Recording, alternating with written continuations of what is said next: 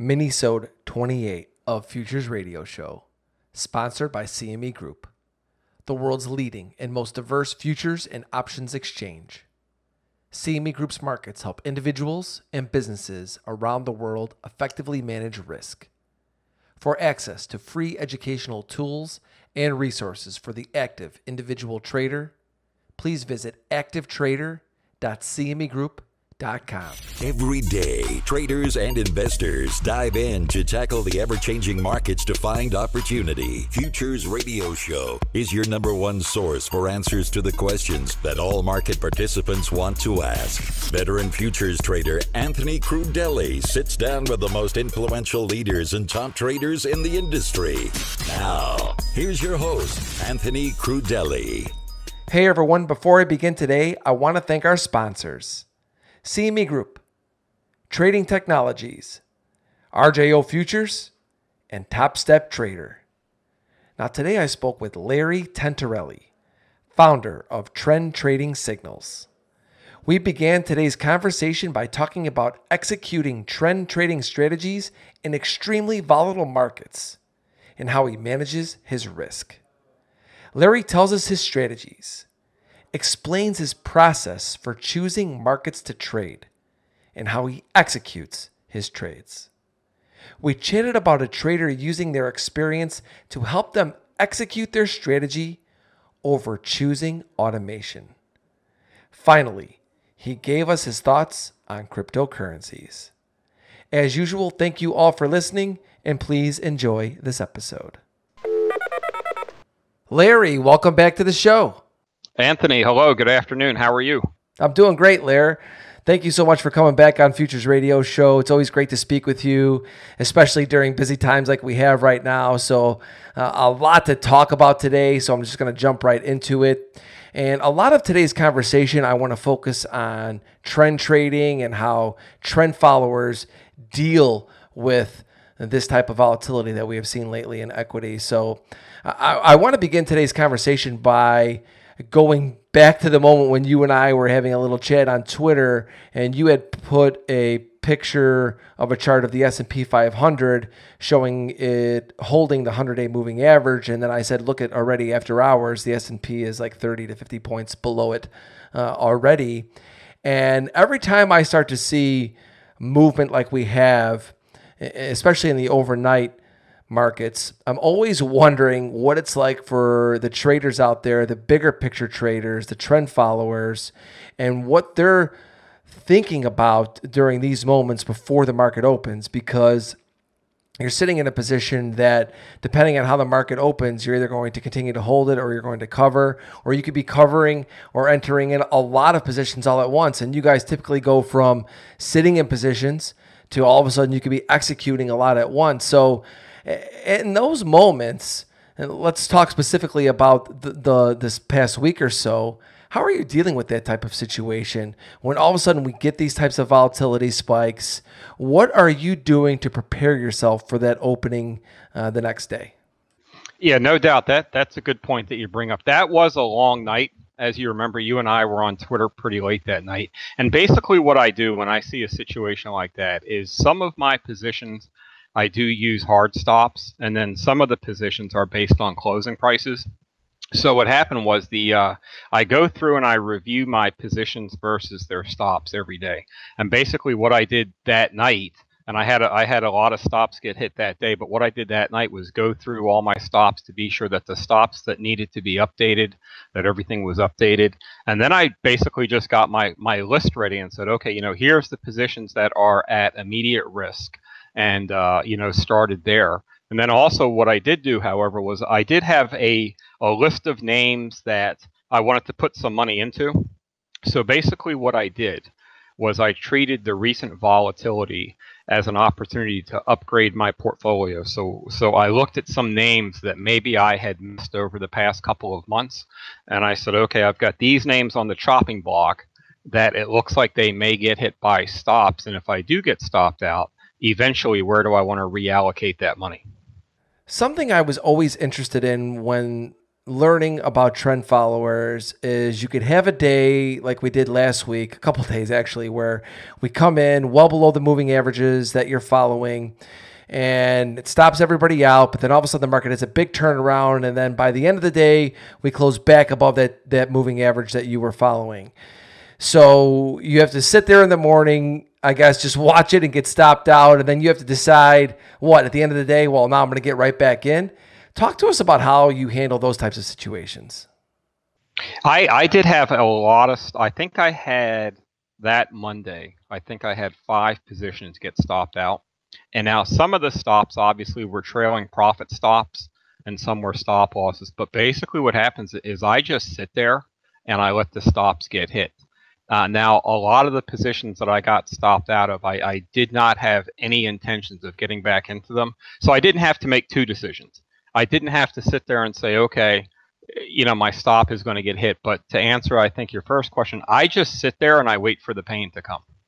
So when and that Monday when the bottom started to fall out, I had so many stops go off in a row that my phone, just every time I had a stop get hit, my phone would just keep going off. But there's nothing that I can do to prepare for it except sit there and let the stops get hit. Yeah, I got to give props to you, Lair. Great job sticking to your process. You put the homework in, and then you go out and execute your strategy. No matter what strategy you're trading out there, traders, you can learn a lot from Larry about staying disciplined to your process, because it's so easy when it gets volatile, even for short-term traders, to veer off the plan. But for longer-term traders, and that's something I want to discuss a little bit more right now, is the mindset in between trades. I've mentioned many times before, you have to trade a strategy that fits your personality. I have a little bit of ADD, so I'm not someone who's going to be sitting and holding positions. I love to be flat. I love to be in the market, but then I can't wait to be flat. And for guys like you, Larry, a trend follower, how are you managing to sit in these positions for as long as you are sitting and to watch these wild swings like we have seen over the past couple of weeks? And look, you've been doing this since 1997, so you know how to manage risk very well. But talk to us about the mindset as you are sitting on these positions throughout these wild swings. Sure, it's difficult. There's no way to sugarcoat it. And because you've seen my blog, I did get a little defensive before it all started to go sideways, but there was really nothing else that I can do because I don't follow any type of a predictive system. Basically what I do is when I set my positions up, I put my stops in and I just follow the program. Now, I do have an account where I do trade a little bit shorter term, but my definition of shorter term really is a couple weeks. And what I'll do is I'll take like a directional trade in an index ETF or something.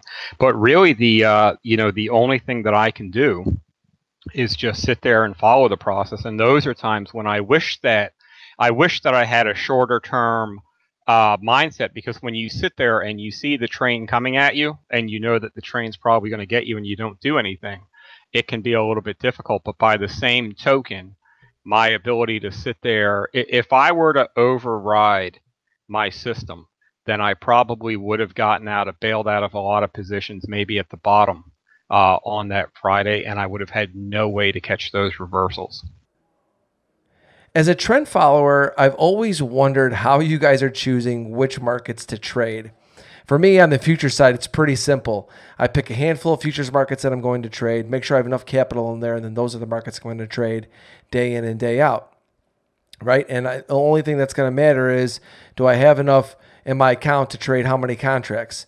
But in a trend following situation, that money's going to be tied up, and it's going to be tied up for you don't know how long.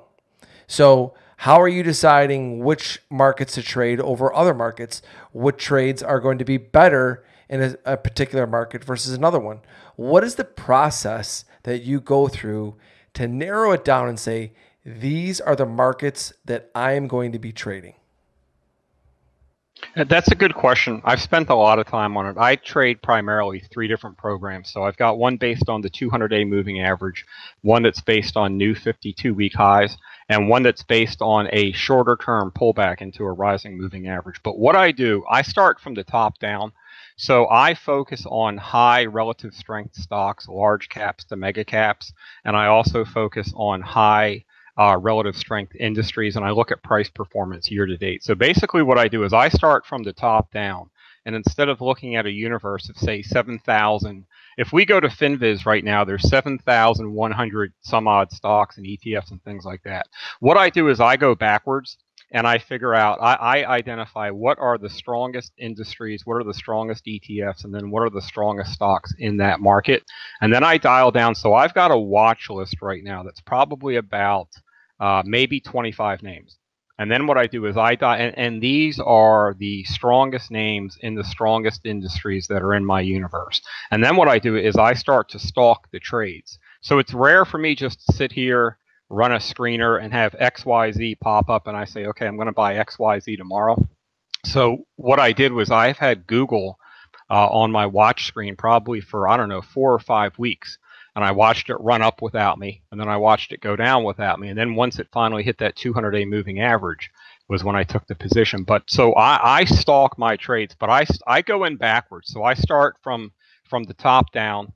I identify what industries and what names I have an interest in, and then I wait till they hopefully, get my technical setup.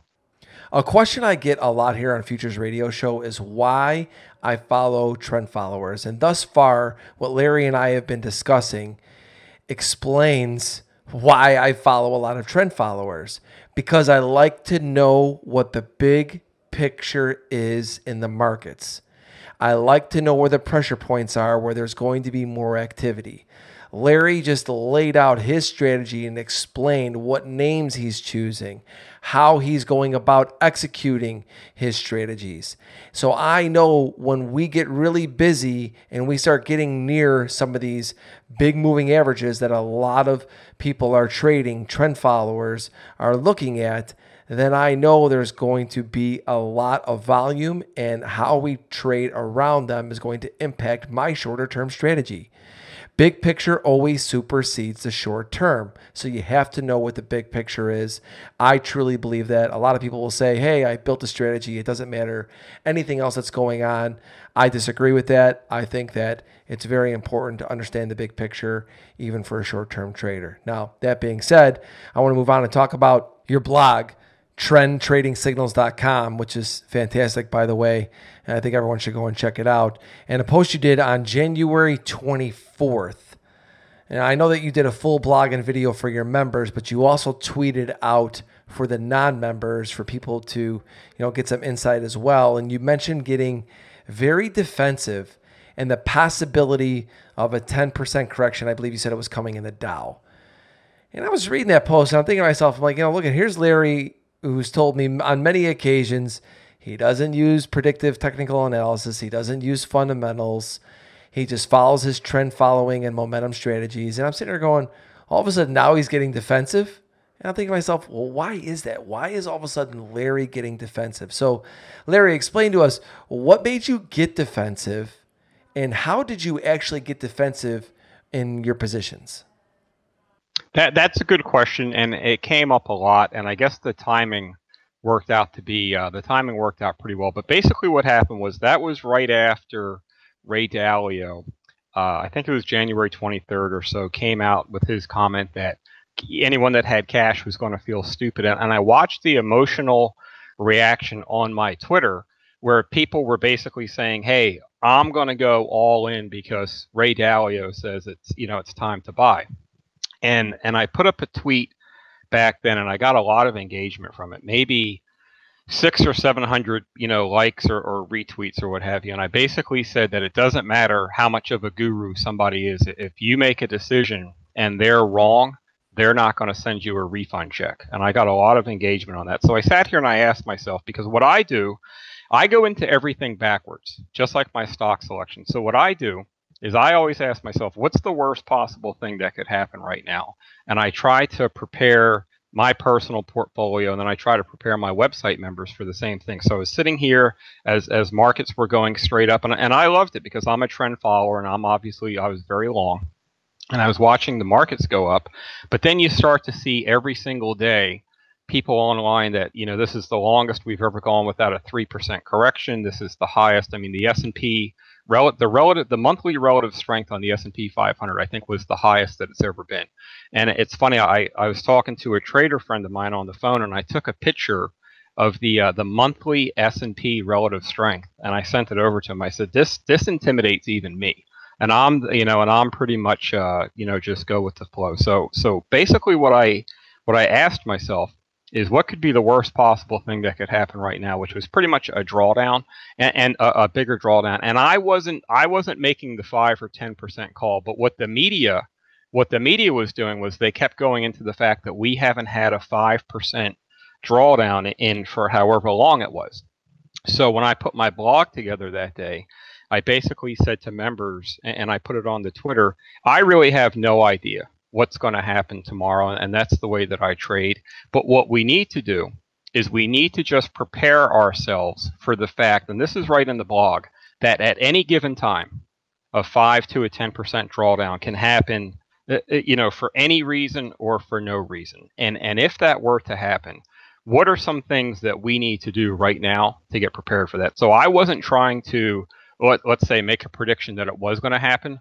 But the way that I go into everything is worst case scenario. So if it does happen, what do we want to do today so that when it does happen, we're not behind the 8 ball? So what I discussed with my members and what I discussed on the 10-step blog was, number one, if you think you have too much exposure, you do. So number two, let's look at, what are ways that we can dial down exposure. So on shorter term trading positions, I recommended raising the stops up. I also recommended if you think you have too much exposure, and I said this, that the structure of your portfolio is more important than the actual signal in a position. So if you think you've got too much money in stocks, whether JP Morgan is in an uptrend or not, you probably should take at least some of it off the table. So what I did was I basically gave them ideas to scale. Because I don't make these all or nothing. I'm going to go to 100% cash, or I'm going to short the market or anything. So basically what I said is, let's look for ideas that we could maybe scale some money out here, maybe cut some of these secondary positions, raise the stops, and do things like that. So what happened was when it all started to unwind, we were in a pretty defensive position. Hey everyone, I hope you're enjoying the show so far, but I want to pause and thank one of our sponsors, Trading Technologies. I started using TT in the year 2000, and I love it. It is by far the best trading platform I have ever used, and I've tried a lot of them. With TT, you can trade the global markets from virtually anywhere in the world. They are the world's fastest commercially available futures trading platform. I highly suggest you go try out TT, especially because you can try it for free. Just go to tryttnow.com and set up your account.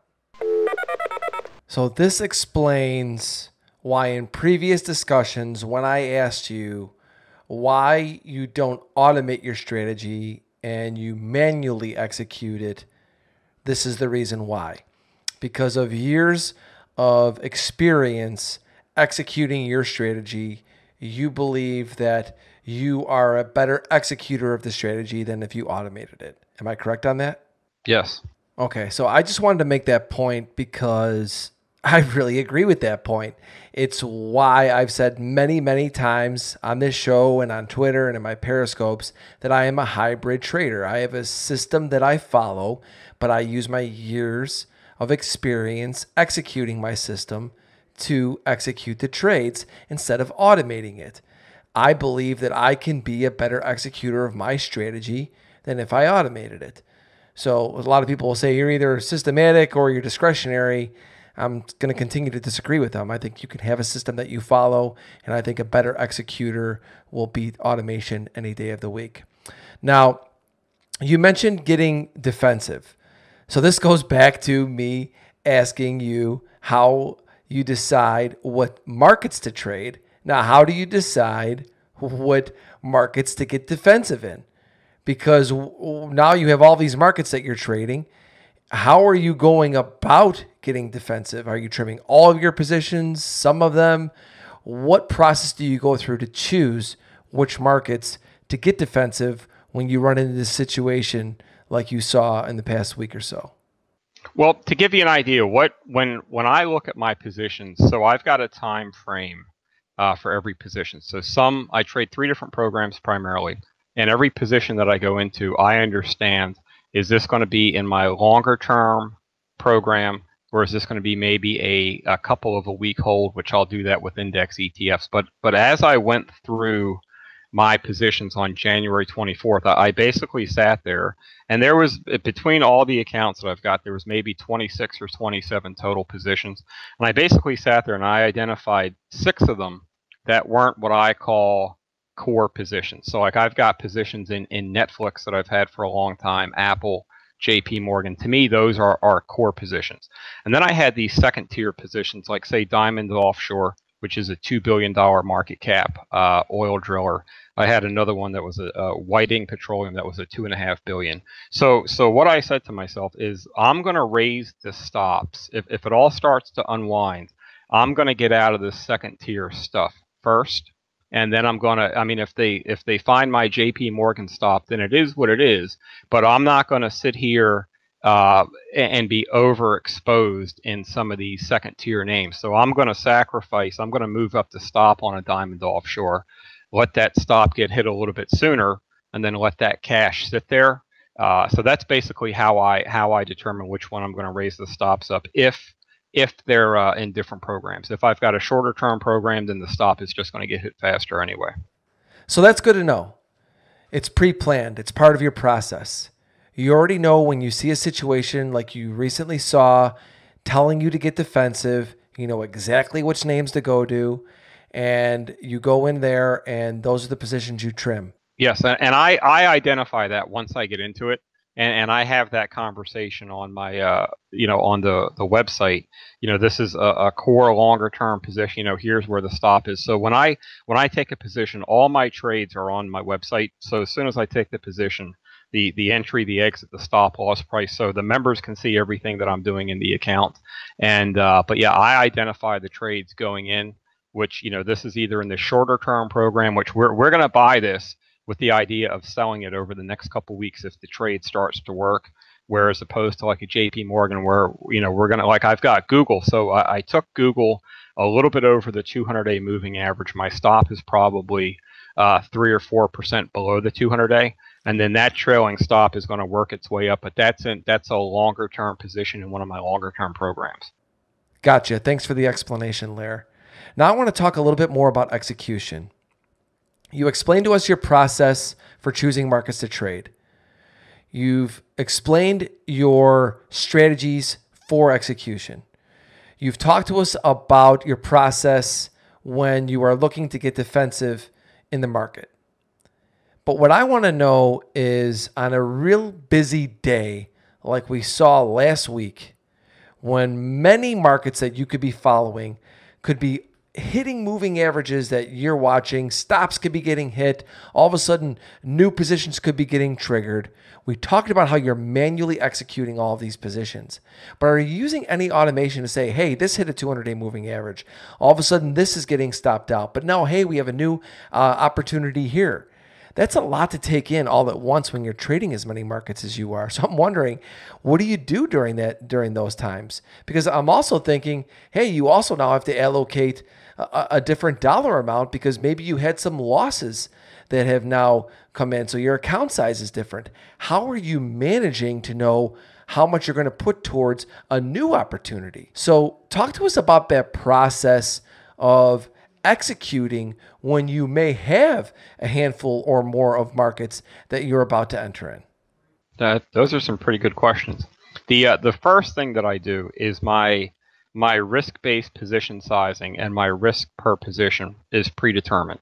So the standard format that I use is I max out stocks at single stocks at 50 basis points of risk, and I max out ETFs at 1% of risk. So the maximum exposure, if I buy Google tomorrow, the maximum exposure that I can have is 50 basis points of risk versus my equity. If I buy the ETF, I can have 1% of risk. So that tells me exactly how much risk I can take in the position. And then what I use for position sizing is ATR. So I use different variables of average true range in the different programs to size the account. So if I get a signal in Google and I know that I'm going to use a 2 ATR stop, and I know that I'm going to risk 50 basis points in the trade, then it's a 5-second calculation to determine what's 2 ATR from my stop price, what's 50 basis points of risk, and this is how much I can buy. So the position sizing is pretty simple. That's a 5-second calculation. As far as how do I know when like last week, so last week everything was a buy. And we all know that. So on Friday when the S&P, and you probably saw me on Twitter because sometimes I'm not as quiet as I should be, but on that Friday when the S&P was coming down to the 200-day moving average, I was pretty vocal about saying, here's what I'm looking at. I'm looking at the 200-day moving average because that's my signal. And if I get what I'm looking for, I'm going to put some money to work. So basically what I did was when the S&P, when it price tested the 200-day for the third time, I put some money to work, but I didn't put it into the S&P. What I did was I put it into either the highest relative strength stocks that were on my screen or the ones that scored the best in my program. But I already knew. I spent a lot of time that week, and I prioritized. So I knew that once I got the signal, here's where I was going number one, here's where I was going number two, here's where I was going number three. And basically what I looked to do was I put the absolute strongest stocks and ETFs in my account that I could, in preparation for that if I got it right and if I didn't get stopped out, that these names should outperform on the upside, which is exactly what they did. Are you using any automation at all to notify you that a market that you're following is at a trade opportunity? I run screeners all day. So I do most of my screening work in FinViz. And so I run all the quantitative screeners in there. And also what that will do is that'll signal, I look at the moving averages and the charts, but also in FinViz, it will tell you how far away they are from their moving average, or if it hits the moving average, you can see that too. I mean, it could, and people have talked to me. I've had a couple people reach out to me that want to automate the program. It could be automated because everything that I do, for the most part, you can put a number value on it. I mean, if we just talk about, the highest relative strength stocks and the highest relative strength sectors, that's pretty easy to dial that down. The only reason I even bring that up is because from someone like myself who began printing charts on paper, using pencil to help me with trend lines and all sorts of different things on paper, to eventually being on screens, that as technology got better, I felt that it was important to use whatever I could to help me. And one of the things that I started to do was set up notifications when we were at areas that I felt I would be interested in trading. So to me, it has helped me tremendously from not having to be at the screen all the time. And if I get an email or a text message or however you set it up to give you a notification that we are near a level that you're looking at, I just found that to be, a huge benefit for me in my trading. You know what it is? It's a very good point that you bring up, and most of what I do is based on closing prices. So the good thing is that I can basically, once the market closes, I can go through, and run the scanners and look at the charts and what have you. Now those 2 weeks were very difficult. They were very trying because of all the volatility, and it was really like being in a in a blender. But for the most part, a lot, most of what I do is based on closing prices. And I will say this, there is a possibility that if I had someone, because I don't know how to do it, but I've had people reach out to me that know how to do all this stuff. There is a very good possibility that if I automated it, that it could perform better or it could perform worse. I don't know, but I'm at the point where the numbers that I'm producing, I'm happy with those numbers. So I'm not going to tinker with it now. At some point I may, But it's one of those things where if it's not broke, don't fix it. And right now, I feel like it's not broke. So I may look into it further in the future. I just don't know technically how to do it, so I'd have to reach out. Yeah, I'm with you on that boat. I'm definitely not the programmer, but I just knew with all the technology out there, there's got to be some way for me to be able to spend less time at the screens and make my life a little bit easier. And setting up notifications of when markets are hitting levels that I'm looking to trade has been great for me. So one final question for today, Lair, before I let you go. Cryptos. Really can't go a show without talking about cryptos. Now, I know they have not been as busy as equities over the past, few weeks, but they also had a sell-off of their own prior to equities. And I know that you trade some cryptos yourself, so I'm curious, do you still have any positions in cryptos? And if so, talk to us about what strategy you are using to execute those cryptocurrencies. Yeah, I've got two small, very long-term positions left in Bitcoin and Ethereum, and I haven't traded those really actively at all. What I did in the past was I had a core position, and then I had a trading position where what I would do is when they would either spike high or spike pretty low, I would trade around those positions, and I did pretty well with it. But what I decided to do at the beginning of this year was I decided to really, really dial in on where my core, because to give you an idea, my entire crypto at the height of when I owned as many cryptos as I could own all at one time was probably still less money than I have in Netflix. So once I decided that, my real money is made in stocks and ETFs, I decided to kind of take my eye off the crypto market. So what I did was I left small positions in Bitcoin and small positions in Ethereum, and I don't really look at them. And if the money goes away, then it's going to be one less family vacation to go on. And if they turn into something over 5 or 10 years, but they're fairly smaller positions to where if the money, and I've said this before, I don't know if it was to you, but I view cryptos as an all or nothing. So I think, and I wrote a blog on this, if Bitcoin was $100,000 one day, it would not surprise me.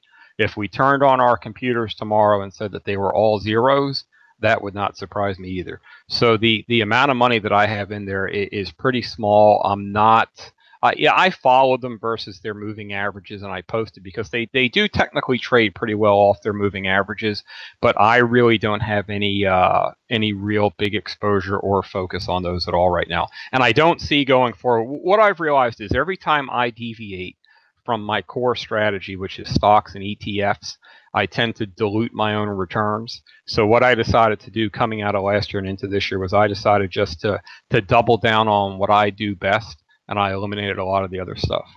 Great stuff today, Lair. But before I let you go, can you give everybody your Twitter handle and your website? On Twitter, my handle, it's my initials, so it's at LMT978. The website is trendtradingsignals.com. And if they go to my public Twitter page, I've got the link to the website right there. Yeah, everyone, I highly recommend you go and follow Larry on Twitter and check out his blog and his website.